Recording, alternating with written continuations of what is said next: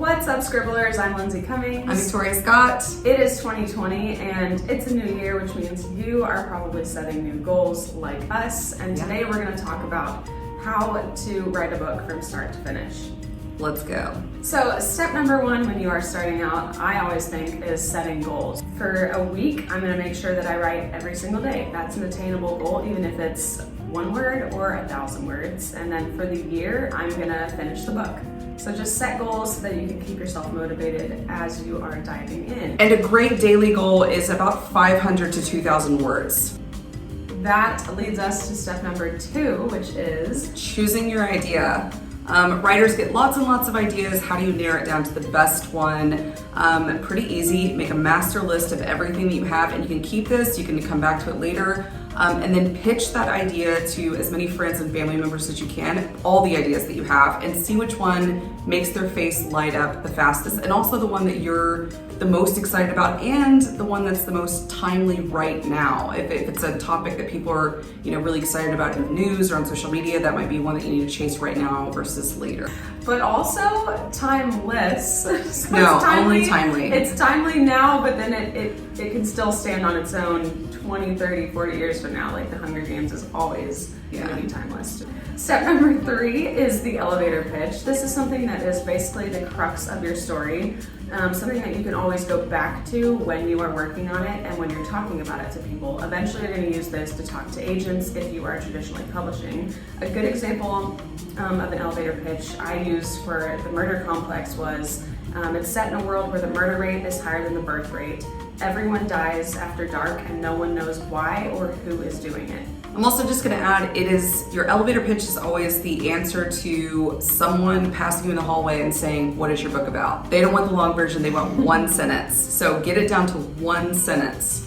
The 4th thing you're going to write is a paragraph. You're going to take your elevator pitch and you're going to turn it into a longer paragraph. This is basically like a back of the book blurb. So you get a little more space, and it also works really well when you later use it as a query letter. After that, you're going to do the dreaded synopsis, or if you're like Tori and you love plotting things out ahead of time, this is when you're going to expand on the elevator pitch in the paragraph, and you're going to make it typically like 1 to 2 pages starting out, where you say everything that happens from beginning, middle, and end in your book. And this is going to be pivotal to writing your story. It can change the entire drafting process, but you've got to nail it down ahead of time just so you have a direction to know where you're going, what you're trying to get to in the end. Do not skip this step. Okay, the 6th thing you're going to do is start outlining.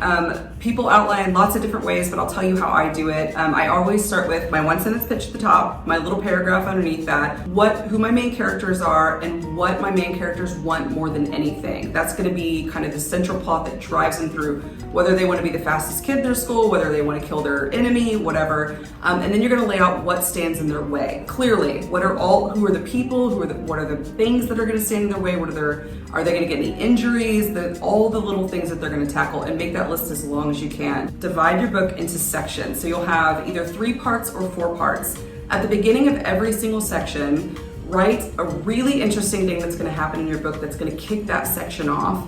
And then I want you to write at the end of that section a little twist, something that's either going to heighten the stakes or something that's going to get in your character's way, or a love interest that maybe blooms, just something that's going to make at the end of the section every reader say, oh my gosh, I have to now read the next section. So when you're getting your sections, you don't actually have to lay your finished book out in sections, but typically I do like the beginning portion, the middle portion, and the end portion, and everything that starts in the beginning obviously has to move towards what happens in the end.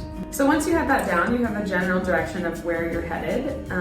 You are going to move into the drafting stage. This is my most dreaded stage, and it's her favorite stage. I have a method that I use called the fast draft, and this is when I just look at the outline that I have and I make sure that I look at my daily goal if I'm going to write X amount of words per day, and I literally just blaze through, even if the book is a complete hot mess, because I would say 90% of the time, probably more like 95% of the time, First drafts, honestly, are just terrible. Yeah. But it's there because you are figuring out how to get the story from your head to paper, and it doesn't have to make sense to the reader at that point in time. My tactic for getting through a first draft, I have two. The first is I set dedicated writing hours. I'll usually do one in the morning, one in the afternoon, or whatever you can fit into your schedule. You cannot do anything else during that hour. You don't have to write. If you have a day where you cannot write, that's fine, but you have to be working on the book somehow. Brainstorming, researching, whatever, those hours are dedicated to drafting. My second tactic, and this is kind of strange, but it works for me, if I want to write like 500 words in each of my hours that I dedicate to writing, I'll put 5 sticky notes on my desk. And I'll write one that says 500, one that says 400, 300, 200, 100, and I'll start writing, and as soon as I finish 100 words, I'll take away the 500, so I have 400 left. Take away the 400, take away because it's visual. Genius. You see it, and you get this like satisfying action of grabbing it, crumbling it up, and being like, I finished that one, I finished that one. The 8th tip is pretty easy, put that book away. It doesn't matter how long you put it away for, we would suggest the longer the better. But even if it's a couple of weeks, you have to put it away, you have to come back to it with fresh eyes. You also need to send that draft while it's put away from your eyes. You need to get it in front of other people. You need to find beta readers, people that, it could be a teacher, a librarian, a friend that reads all the time. Just give it to other people to read and then give you feedback, and then be willing to take that feedback. 10th tip is to start editing. Get all that feedback from your beta readers and start incorporating it. I read somewhere from an agent that how do you know when you're done editing? And she said when you're starting to change things and it's not making it better, it's just making it different, that's when you know you're done. If you're like me, you may have to edit the book several times for it to make sense, but that's okay. There's really no time limit on editing. You just have to keep doing it until the book is clean.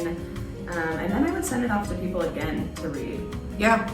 The last and final step, you are done. It is time to either self-publish your book or to start querying agents.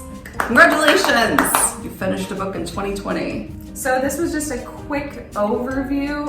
Over the next year, we're going to cover each one of these in more detail, so stay tuned for all those videos. Every month we have a new box come out with tips and tricks from your favorite authors out in the author sphere, and we hope you guys subscribe, enjoy it, get better at your craft, and that's it. And send us your books so we can read them. All your books. Bye!